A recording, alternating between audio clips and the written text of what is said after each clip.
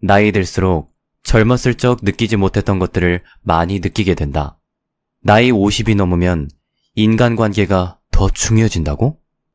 외롭지 않으려면 옆에 사람이 있어야 한다고? 아니, 틀렸다. 고독을 즐길 줄 모르는데 어떻게 행복을 알겠는가? 인간은 혼자 있을 때야 비로소 자기 자신을 발견하게 된다. 솔직히 나이 50 넘으니 혼자가 좋은 건 사실이다.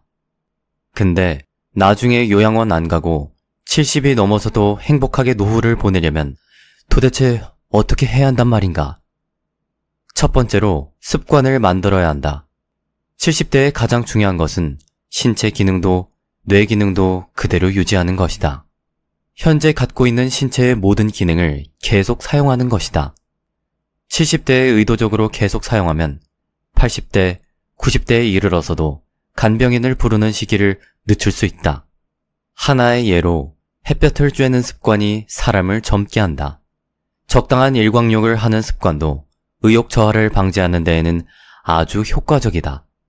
사람의 의욕과 밀접한 관계가 있는 뇌속 물질 세로토닌은 빛을 받으면 다량 생성되기 때문이다. 뭔가 고민이 있어 방 안에서 생각에 잠겨 있으면 기분도 가라앉는다. 하지만 밖에 나와 햇볕을 받으면 기분이 가벼워지고 밝은 기분을 되찾을 수 있다. 이 또한 뇌 속에서 세로토닌이 작용을 하고 있기 때문이다. 단, 일광욕이 부족하다고 해도 굳이 뭔가를 할 필요는 없다. 고령자는 자외선에 의한 기미가 남기 쉽기 때문에 일부러 의자에 앉아 선탠을 할 필요 등은 없다. 하루 한 번은 방 밖으로 나가 햇볕을 받으면 그만이다. 가장 손쉬운 방법은 산책이다. 일 없이 산책하는 것이 싫은 사람은 마트에 가서 쇼핑한 것도 한 방법이다. 어쨌든 하루 종일 방 안에 있는 것만은 피하고 낮에 밝은 빛을 받는 습관을 들이자. 이것만으로도 고령자가 의욕 감퇴를 막는 매우 효과적인 방법이다. 또한 햇볕을 받아 만들어진 세로토닌은 밤에 뇌 속에서 멜라토닌이라는 호르몬을 생성한다. 이 멜라토닌은 수면 호르몬이라고도 불리며 수면과 깊은 관련이 있다. 흔히 고령자가 되면 잠이 얕아지거나 불면증을 호소하는 사람이 많이 있는데 이는 멜라토닌이 감소하기 때문이다. 젊을 때는 얼마든지 잘 수 있지만 나이가 들면 수면 시간이 줄어드는 경향이 있다. 아침 일찍 눈을 뜨게 되는 것도 나이가 들수록 멜라토닌이 줄어들기 때문이다. 그러나 노화에 따라 멜라토닌이 줄었다고 해도 낮에 햇볕을 쬐어 멜라토닌을 보충할 수 있다. 낮에 많은 세로토닌을 만들어두면 밤에 멜라토닌이 생성되기 때문이다. 멜라토닌이 증가하면 숙면을 취하게 되고 불안감도 없어지며 우울증 예방도 된다. 발랄한 70대, 80대를 살기 위해서는 멜라토닌은 매우 중요한 뇌 호르몬인 것이다.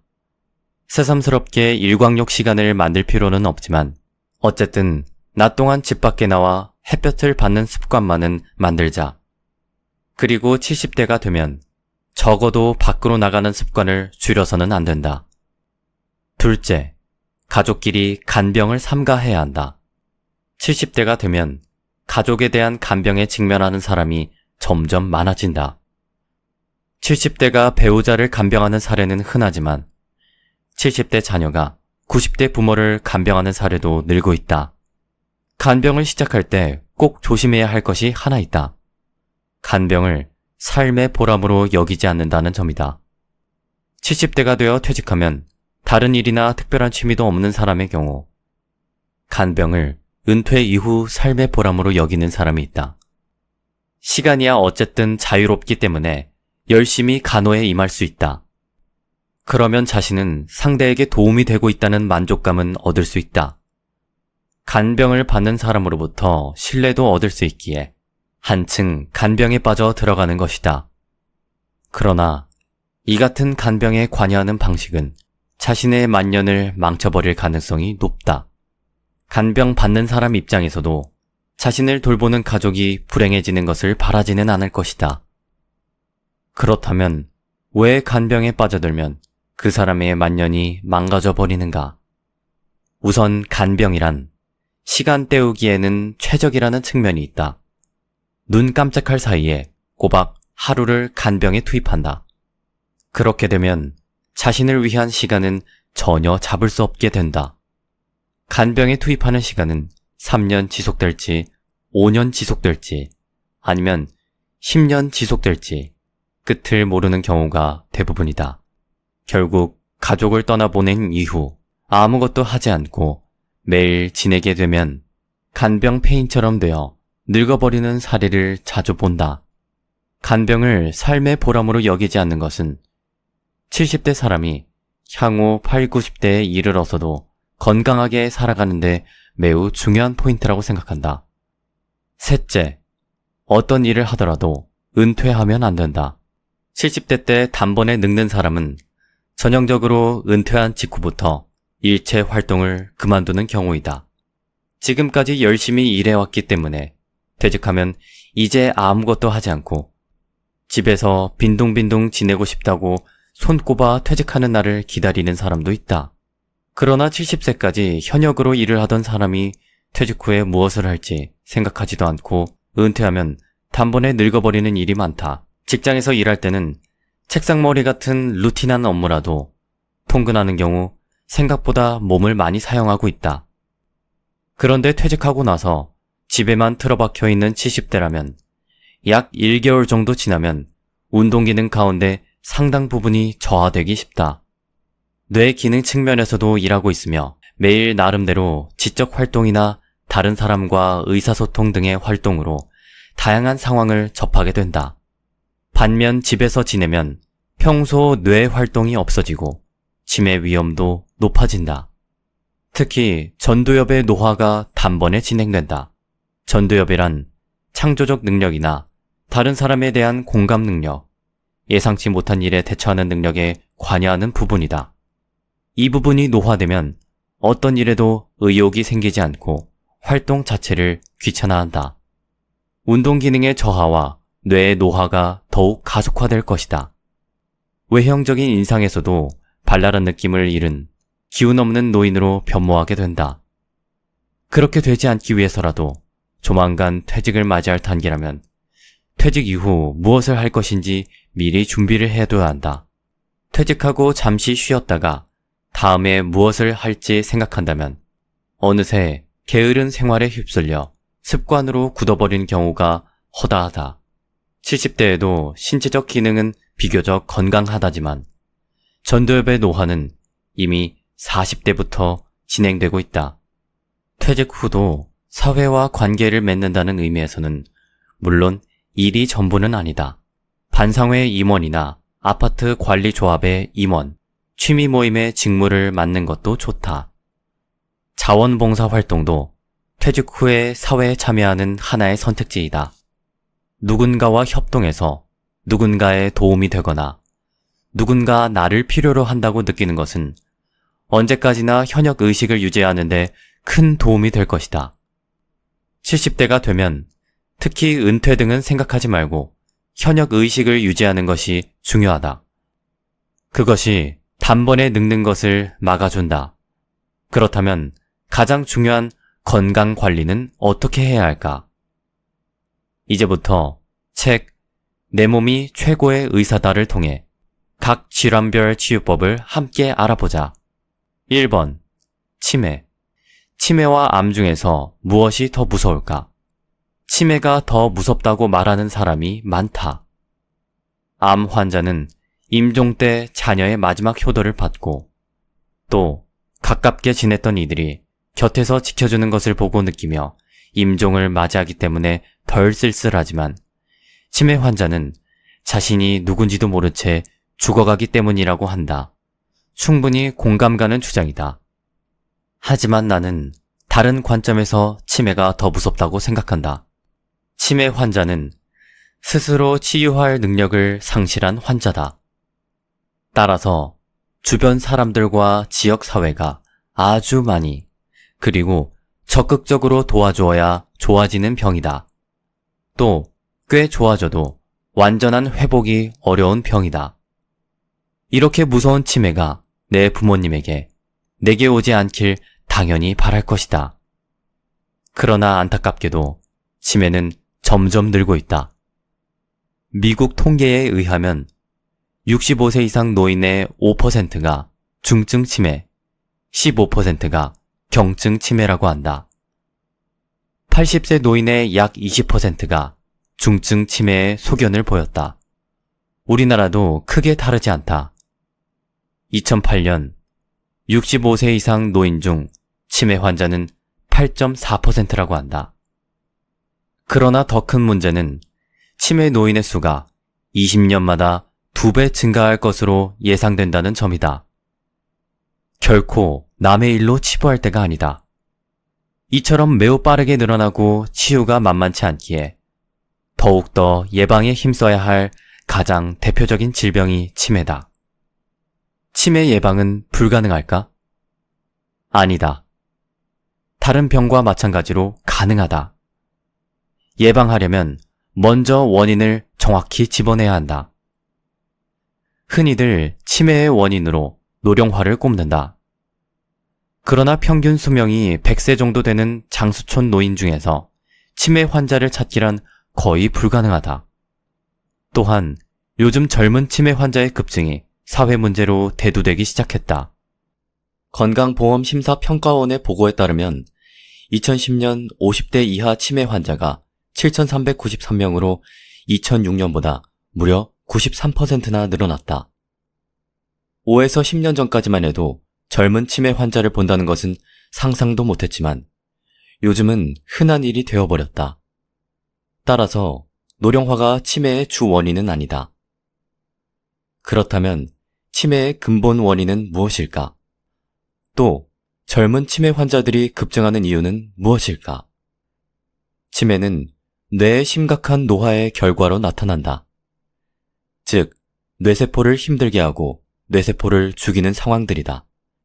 뇌혈관에 영양과 산소를 제대로 공급하지 못해 뇌세포를 서서히 파괴하면 어느새 자신이 누군지도 모르게 돼버리는 것이다.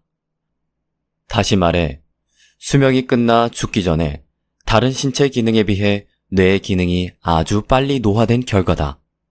이제 뇌를 노화시키는 주범을 찾아보자. 자동차와 공장 공해, 농약 공해, 환경 호르몬 공해, 그리고 담배 등은 뇌세포에 상당한 피해를 준다. 이러한 것이 지속되면 당연히 치매 발생 가능성을 높인다. 그런데 왜 어떤 사람에게는 치매라는 병이 먼저 찾아왔을까? 이 세상에 같은 것은 하나도 없듯이 같은 자극에도 반응하는 신체기관은 사람마다 조금씩 다르다. 특히 뇌 기능이 약하거나 뇌 활동이 부족한 사람이 치매에 잘 걸린다.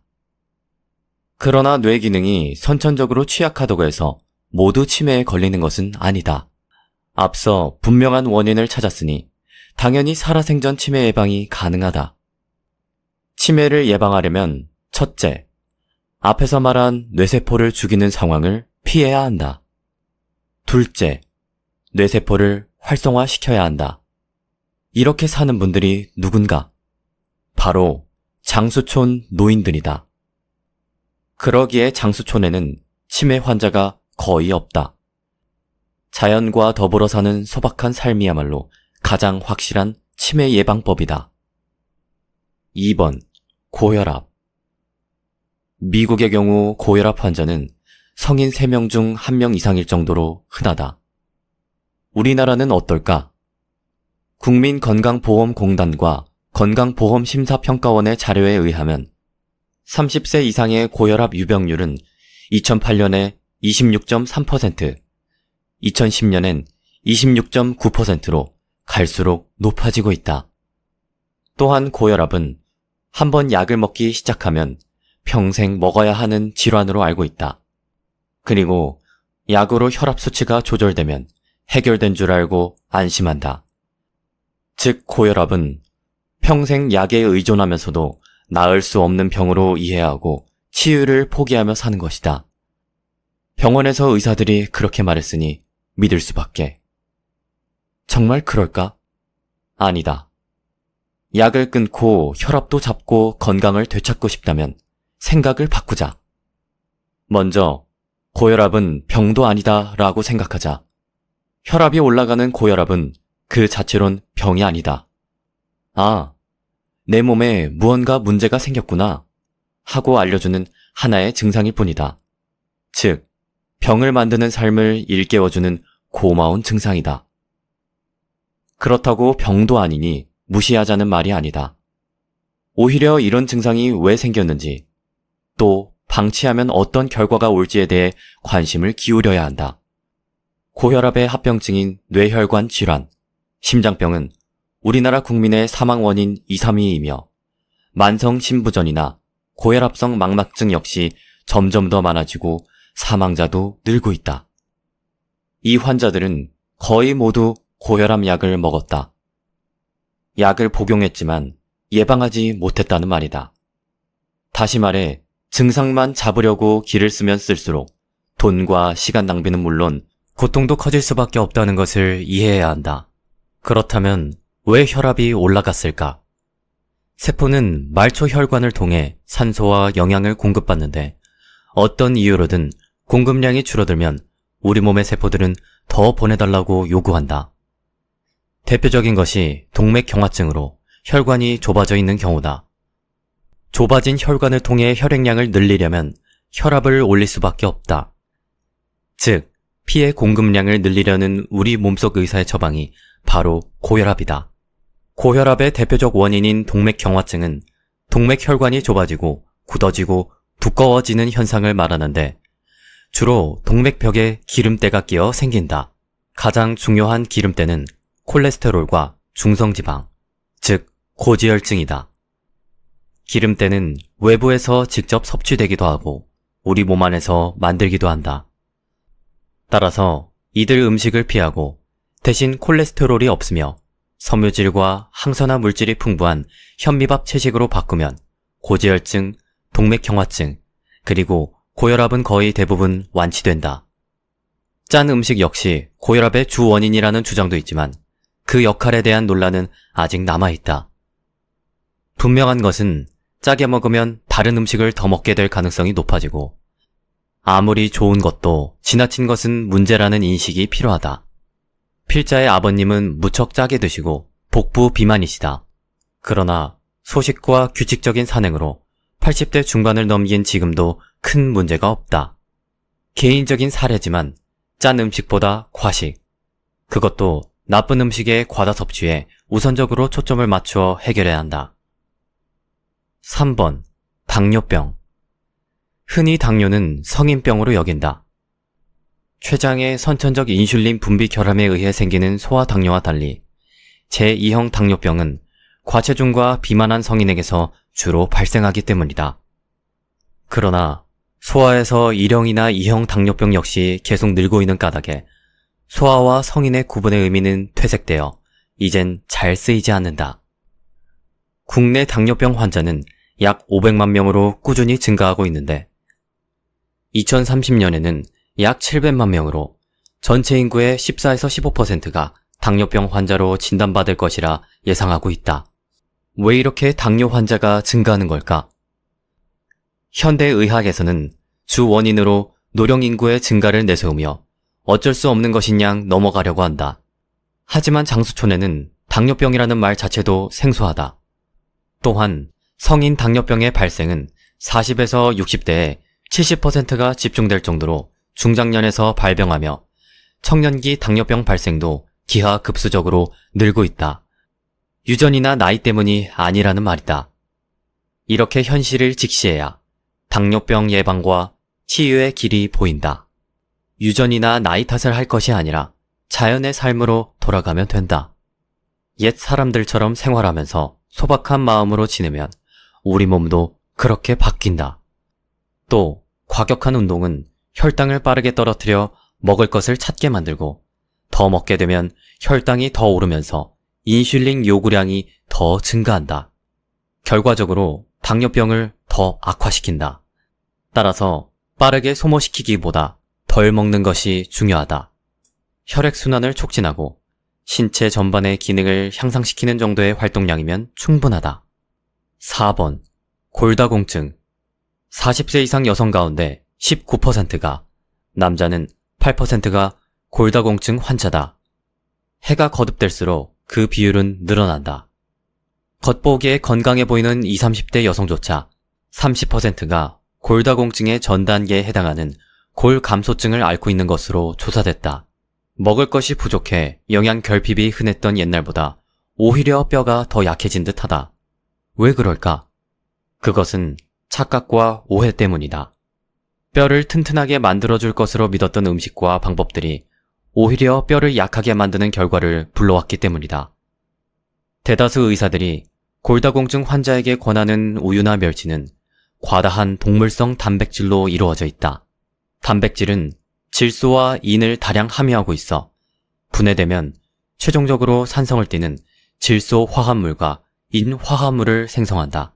그렇다면 골다공증 치유와 예방은 어떻게 해야 할까?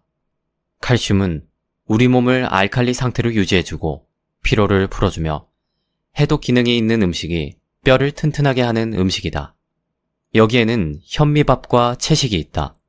칼슘이 많이 든 음식을 우유로 알고 있지만 참깨, 다시마, 미역, 김, 케일, 무청, 고춧잎 등 푸른 채소에는 우유보다 3배에서 10배 이상의 칼슘이 들어있다. 다시마는 우리 집에서 맛을 내는데 기본일 뿐만 아니라 가장 많이 먹는 음식 재료 중 하나다. 무엇이든 지나치고 인위적인 것은 오히려 건강의 적이다. 자연에 가까워져라. 그러는 동안 뼈는 자연스럽게 튼튼해지고 몸과 마음은 건강해질 것이다. 지금까지의 글은 책 70세가 노화의 갈림길과 내 몸이 최고의 의사다에서 가져왔다. 100세 인생이라는 말이 나온 지도 꽤 된 것 같다. 이제 100세 시대는 예전처럼 꿈 같은 얘기가 아니다. 하지만 건강하고 튼튼하게 100세까지 살기란 쉽지 않다. 그렇기 때문에 우리는 일찍이 행복하게 또 건강하게 노후를 보낼 수 있는 방법을 공부하고 배워야 한다. 어떤 음식을 먹어야 하는지부터 어떤 습관을 가져야 하는지까지 치열하게 고민해서 건강한 신체를 만들어 나가야 한다. 나는 그 답을 오늘 소개한 2권의 책에서 찾을 수 있었다. 이번 영상에서는 시간 관계상 책의 일부밖에 소개하지 못했는데 노후 대비 방법을 더 구체적으로 알고 싶은 분들은 아래 고정 댓글과 설명글의 링크를 참고하시길 바란다. 나이 들수록 젊었을 적 느끼지 못했던 것들을 많이 느끼게 된다. 나이 50이 넘으면 인간관계가 더 중요해진다고? 외롭지 않으려면 옆에 사람이 있어야 한다고? 아니, 틀렸다. 고독을 즐길 줄 모르는데 어떻게 행복을 알겠는가? 인간은 혼자 있을 때야 비로소 자기 자신을 발견하게 된다. 솔직히 나이 50 넘으니 혼자가 좋은 건 사실이다. 근데 나중에 요양원 안 가고 70이 넘어서도 행복하게 노후를 보내려면 도대체 어떻게 해야 한단 말인가? 첫 번째로 습관을 만들어야 한다. 70대에 가장 중요한 것은 신체 기능도 뇌 기능도 그대로 유지하는 것이다. 현재 갖고 있는 신체의 모든 기능을 계속 사용하는 것이다. 70대에 의도적으로 계속 사용하면 80대, 90대에 이르러서도 간병인을 부르는 시기를 늦출 수 있다. 하나의 예로 햇볕을 쬐는 습관이 사람을 젊게 한다. 적당한 일광욕을 하는 습관도 의욕 저하를 방지하는 데에는 아주 효과적이다. 사람의 의욕과 밀접한 관계가 있는 뇌속 물질 세로토닌은 빛을 받으면 다량 생성되기 때문이다. 뭔가 고민이 있어 방 안에서 생각에 잠겨 있으면 기분도 가라앉는다. 하지만 밖에 나와 햇볕을 받으면 기분이 가벼워지고 밝은 기분을 되찾을 수 있다. 이 또한 뇌 속에서 세로토닌이 작용을 하고 있기 때문이다. 단, 일광욕이 부족하다고 해도 굳이 뭔가를 할 필요는 없다. 고령자는 자외선에 의한 기미가 남기 쉽기 때문에 일부러 의자에 앉아 선탠을 할 필요 등은 없다. 하루 한 번은 방 밖으로 나가 햇볕을 받으면 그만이다. 가장 손쉬운 방법은 산책이다. 일 없이 산책하는 것이 싫은 사람은 마트에 가서 쇼핑한 것도 한 방법이다. 어쨌든 하루 종일 방 안에 있는 것만은 피하고 낮에 밝은 빛을 받는 습관을 들이자. 이것만으로도 고령자가 의욕 감퇴를 막는 매우 효과적인 방법이다. 또한 햇볕을 받아 만들어진 세로토닌은 밤에 뇌 속에서 멜라토닌이라는 호르몬을 생성한다. 이 멜라토닌은 수면 호르몬이라고도 불리며 수면과 깊은 관련이 있다. 흔히 고령자가 되면 잠이 얕아지거나 불면증을 호소하는 사람이 많이 있는데 이는 멜라토닌이 감소하기 때문이다. 젊을 때는 얼마든지 잘 수 있지만 나이가 들면 수면 시간이 줄어드는 경향이 있다. 아침 일찍 눈을 뜨게 되는 것도 나이가 들수록 멜라토닌이 줄어들기 때문이다. 그러나 노화에 따라 멜라토닌이 줄었다고 해도 낮에 햇볕을 쬐어 멜라토닌을 보충할 수 있다. 낮에 많은 세로토닌을 만들어두면 밤에 멜라토닌이 생성되기 때문이다.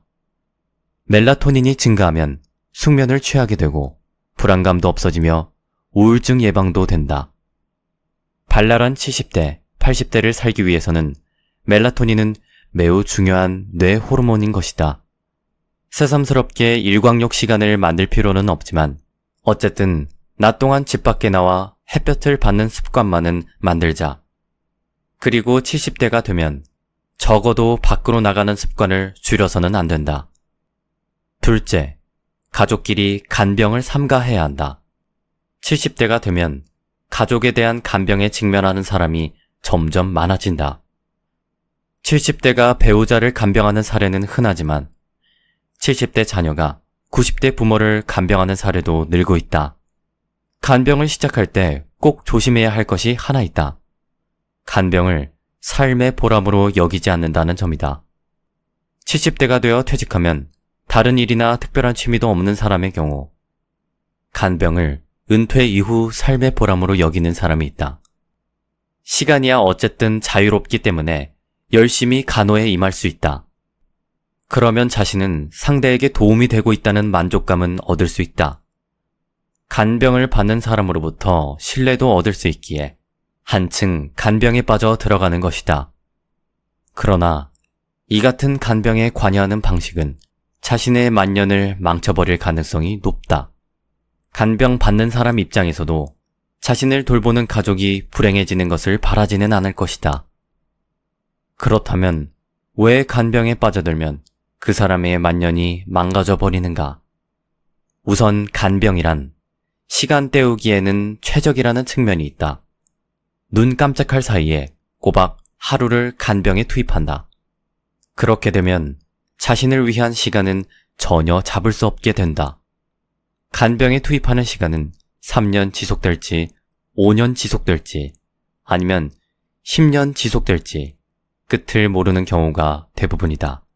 결국 가족을 떠나보낸 이후 아무것도 하지 않고 매일 지내게 되면 간병 폐인처럼 되어 늙어버리는 사례를 자주 본다.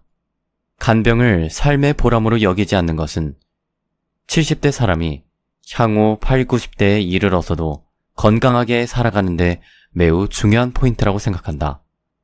셋째, 어떤 일을 하더라도 은퇴하면 안 된다. 70대 때 단번에 늙는 사람은 전형적으로 은퇴한 직후부터 일체 활동을 그만두는 경우이다. 지금까지 열심히 일해왔기 때문에 퇴직하면 이제 아무것도 하지 않고 집에서 빈둥빈둥 지내고 싶다고 손꼽아 퇴직하는 날을 기다리는 사람도 있다. 그러나 70세까지 현역으로 일을 하던 사람이 퇴직 후에 무엇을 할지 생각하지도 않고 은퇴하면 단번에 늙어버리는 일이 많다. 직장에서 일할 때는 책상머리 같은 루틴한 업무라도 통근하는 경우 생각보다 몸을 많이 사용하고 있다. 그런데 퇴직하고 나서 집에만 틀어박혀 있는 70대라면 약 1개월 정도 지나면 운동기능 가운데 상당 부분이 저하되기 쉽다. 뇌 기능 측면에서도 일하고 있으며 매일 나름대로 지적 활동이나 다른 사람과 의사소통 등의 활동으로 다양한 상황을 접하게 된다. 반면 집에서 지내면 평소 뇌 활동이 없어지고 치매 위험도 높아진다. 특히 전두엽의 노화가 단번에 진행된다. 전두엽이란 창조적 능력이나 다른 사람에 대한 공감 능력, 예상치 못한 일에 대처하는 능력에 관여하는 부분이다. 이 부분이 노화되면 어떤 일에도 의욕이 생기지 않고 활동 자체를 귀찮아한다. 운동 기능의 저하와 뇌의 노화가 더욱 가속화될 것이다. 외형적인 인상에서도 발랄한 느낌을 잃은 기운 없는 노인으로 변모하게 된다. 그렇게 되지 않기 위해서라도 조만간 퇴직을 맞이할 단계라면 퇴직 이후 무엇을 할 것인지 미리 준비를 해둬야 한다. 퇴직하고 잠시 쉬었다가 다음에 무엇을 할지 생각한다면 어느새 게으른 생활에 휩쓸려 습관으로 굳어버린 경우가 허다하다.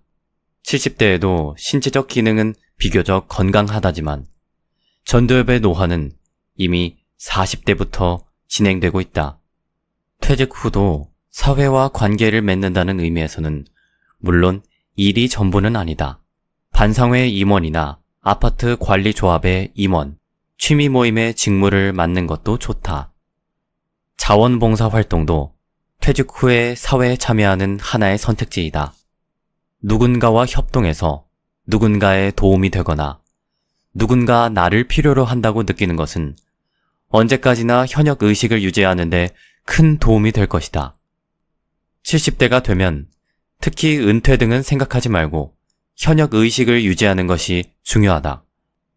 그것이 단번에 늙는 것을 막아준다. 그렇다면 가장 중요한 건강 관리는 어떻게 해야 할까? 이제부터 책 내 몸이 최고의 의사다를 통해 각 질환별 치유법을 함께 알아보자. 1번. 치매. 치매와 암 중에서 무엇이 더 무서울까? 치매가 더 무섭다고 말하는 사람이 많다. 암 환자는 임종 때 자녀의 마지막 효도를 받고 또 가깝게 지냈던 이들이 곁에서 지켜주는 것을 보고 느끼며 임종을 맞이하기 때문에 덜 쓸쓸하지만 치매 환자는 자신이 누군지도 모른 채 죽어가기 때문이라고 한다. 충분히 공감 가는 주장이다. 하지만 나는 다른 관점에서 치매가 더 무섭다고 생각한다. 치매 환자는 스스로 치유할 능력을 상실한 환자다. 따라서 주변 사람들과 지역 사회가 아주 많이 그리고 적극적으로 도와주어야 좋아지는 병이다. 또 꽤 좋아져도 완전한 회복이 어려운 병이다. 이렇게 무서운 치매가 내 부모님에게 내게 오지 않길 당연히 바랄 것이다. 그러나 안타깝게도 치매는 점점 늘고 있다. 미국 통계에 의하면 65세 이상 노인의 5%가 중증 치매, 15%가 경증 치매라고 한다. 80세 노인의 약 20%가 중증 치매의 소견을 보였다. 우리나라도 크게 다르지 않다. 2008년 65세 이상 노인 중 치매 환자는 8.4%라고 한다. 그러나 더 큰 문제는 치매 노인의 수가 20년마다 2배 증가할 것으로 예상된다는 점이다. 결코 남의 일로 치부할 때가 아니다. 이처럼 매우 빠르게 늘어나고 치유가 만만치 않기에 더욱더 예방에 힘써야 할 가장 대표적인 질병이 치매다. 치매 예방은 불가능할까? 아니다. 다른 병과 마찬가지로 가능하다.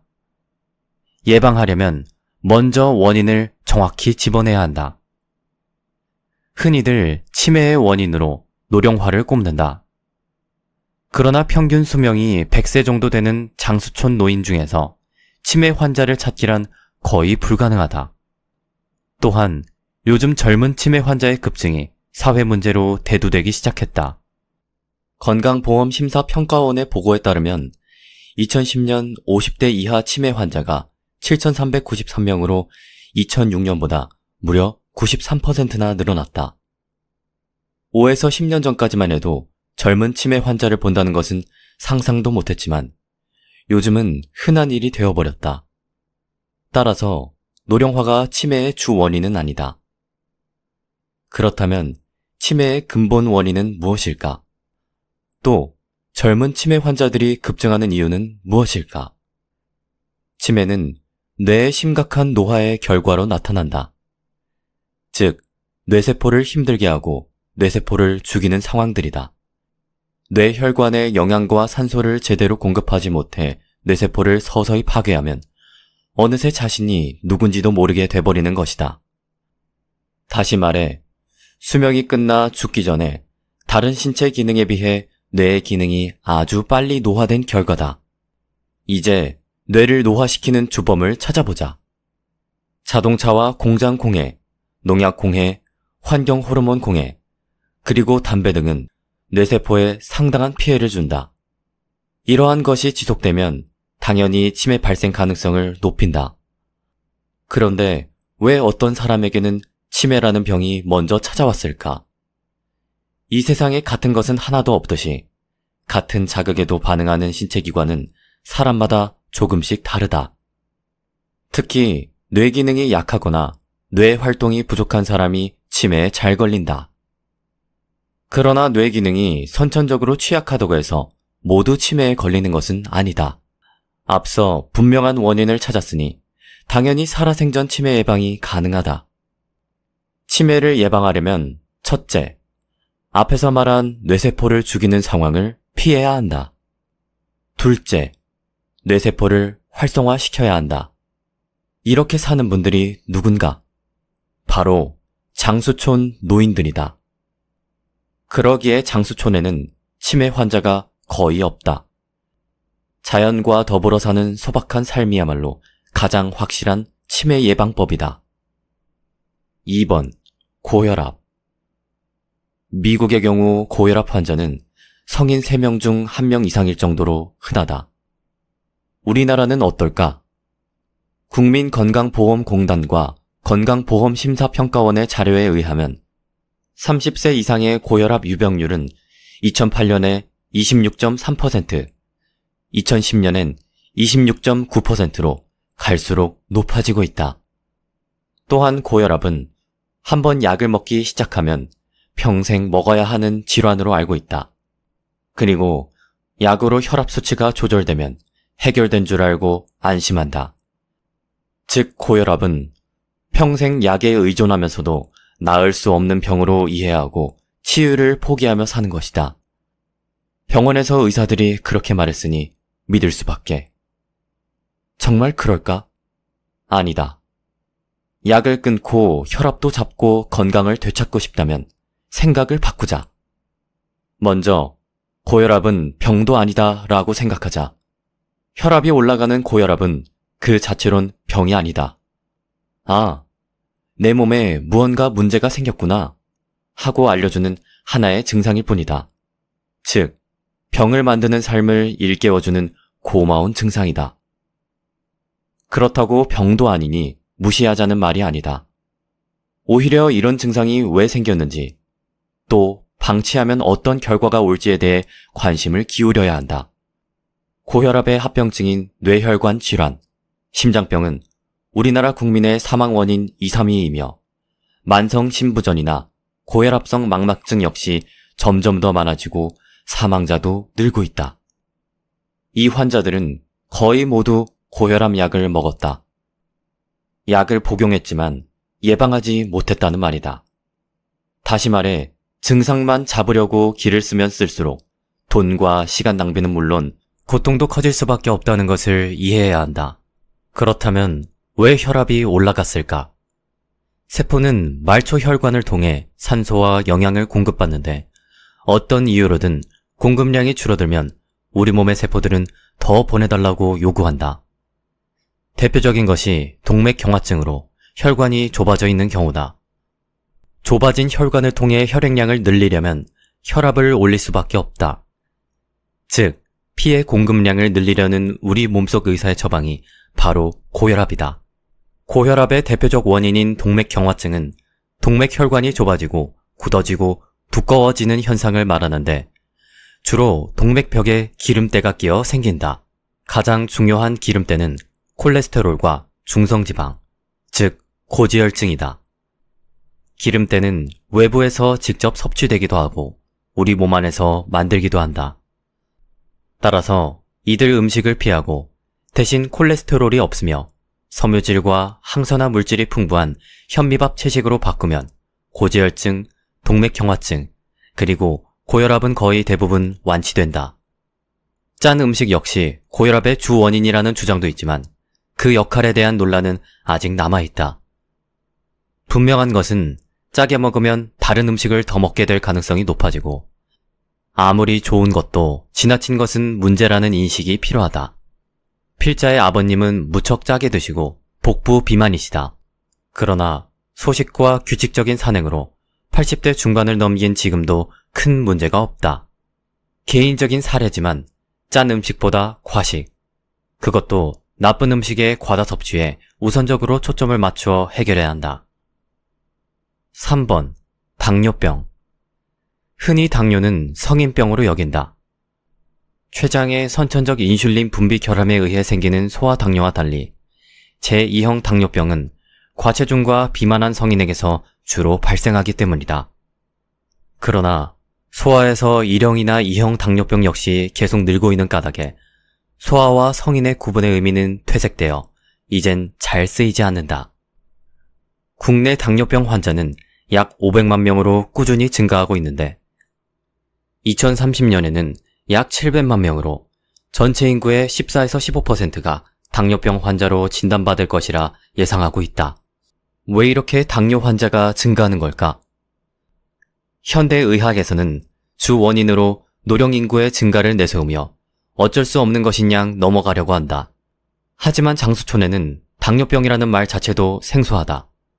또한 성인 당뇨병의 발생은 40에서 60대에 70%가 집중될 정도로 중장년에서 발병하며 청년기 당뇨병 발생도 기하급수적으로 늘고 있다. 유전이나 나이 때문이 아니라는 말이다. 이렇게 현실을 직시해야 당뇨병 예방과 치유의 길이 보인다. 유전이나 나이 탓을 할 것이 아니라 자연의 삶으로 돌아가면 된다. 옛 사람들처럼 생활하면서 소박한 마음으로 지내면 우리 몸도 그렇게 바뀐다. 또 과격한 운동은 혈당을 빠르게 떨어뜨려 먹을 것을 찾게 만들고 더 먹게 되면 혈당이 더 오르면서 인슐린 요구량이 더 증가한다. 결과적으로 당뇨병을 더 악화시킨다. 따라서 빠르게 소모시키기보다 덜 먹는 것이 중요하다. 혈액순환을 촉진하고 신체 전반의 기능을 향상시키는 정도의 활동량이면 충분하다. 4번. 골다공증. 40세 이상 여성 가운데 19%가, 남자는 8%가 골다공증 환자다. 해가 거듭될수록 그 비율은 늘어난다. 겉보기에 건강해 보이는 20, 30대 여성조차 30%가 골다공증의 전 단계에 해당하는 골감소증을 앓고 있는 것으로 조사됐다. 먹을 것이 부족해 영양 결핍이 흔했던 옛날보다 오히려 뼈가 더 약해진 듯하다. 왜 그럴까? 그것은 착각과 오해 때문이다. 뼈를 튼튼하게 만들어줄 것으로 믿었던 음식과 방법들이 오히려 뼈를 약하게 만드는 결과를 불러왔기 때문이다. 대다수 의사들이 골다공증 환자에게 권하는 우유나 멸치는 과다한 동물성 단백질로 이루어져 있다. 단백질은 질소와 인을 다량 함유하고 있어 분해되면 최종적으로 산성을 띠는 질소 화합물과 인 화합물을 생성한다. 그렇다면 골다공증 치유와 예방은 어떻게 해야 할까? 칼슘은 우리 몸을 알칼리 상태로 유지해주고 피로를 풀어주며 해독 기능이 있는 음식이 뼈를 튼튼하게 하는 음식이다. 여기에는 현미밥과 채식이 있다. 칼슘이 많이 든 음식을 우유로 알고 있지만 참깨, 다시마, 미역, 김, 케일, 무청, 고춧잎 등 푸른 채소에는 우유보다 3배에서 10배 이상의 칼슘이 들어있다. 다시마는 우리 집에서 맛을 내는데 기본일 뿐만 아니라 가장 많이 먹는 음식 재료 중 하나다. 무엇이든 지나치고 인위적인 것은 오히려 건강의 적이다. 자연에 가까워져라. 그러는 동안 뼈는 자연스럽게 튼튼해지고 몸과 마음은 건강해질 것이다. 지금까지의 글은 책 70세가 노화의 갈림길과 내 몸이 최고의 의사다에서 가져왔다. 100세 인생이라는 말이 나온 지도 꽤 된 것 같다. 이제 100세 시대는 예전처럼 꿈 같은 얘기가 아니다. 하지만 건강하고 튼튼하게 100세까지 살기란 쉽지 않다. 그렇기 때문에 우리는 일찍이 행복하게 또 건강하게 노후를 보낼 수 있는 방법을 공부하고 배워야 한다. 어떤 음식을 먹어야 하는지부터 어떤 습관을 가져야 하는지까지 치열하게 고민해서 건강한 신체를 만들어 나가야 한다. 나는 그 답을 오늘 소개한 2권의 책에서 찾을 수 있었다. 이번 영상에서는 시간 관계상 책의 일부밖에 소개하지 못했는데 노후 대비 방법을 더 구체적으로 알고 싶은 분들은 아래 고정 댓글과 설명글의 링크를 참고하시길 바란다.